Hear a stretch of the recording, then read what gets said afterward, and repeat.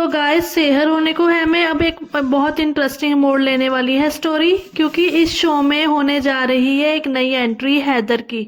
और सबसे खास बात ये है कि हैदर की ये एंट्री ईद वाले दिन होने वाली है, जिससे ये साफ है कि मेकर्स इस एंट्री को बहुत स्पेशल और इम्पैक्टफुल बनाने वाले हैं।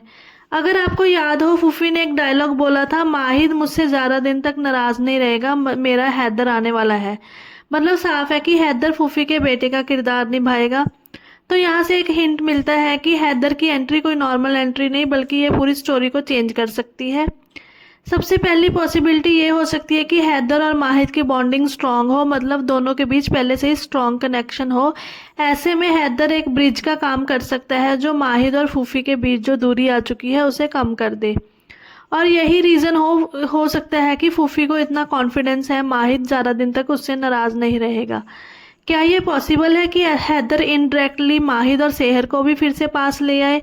हो सकता है हैदर सिचुएशन को समझे, दोनों की गलतफहमियां नोटिस करे और अननोइंगली और इंटेंशनली उन्हें एक दूसरे के करीब लाने में हेल्प करे। यानी जहां अभी माहिद और सेहर के बीच डिस्टेंस है, वही हैदर उनकी स्टोरी का टर्निंग पॉइंट बन सकता है।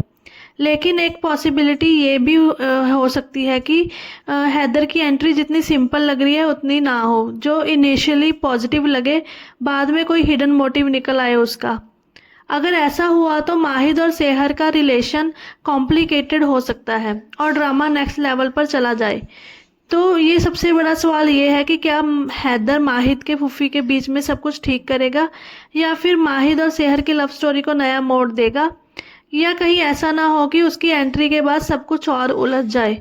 हैदर की एंट्री डेफिनेटली गेम चेंजर होने वाली है। अब देखना ये होगा कि वो जो रिश्ते जो टूट रहे हैं उन्हें जोड़ेगा, या फिर कहानी को और भी ज़्यादा उलझा देगा।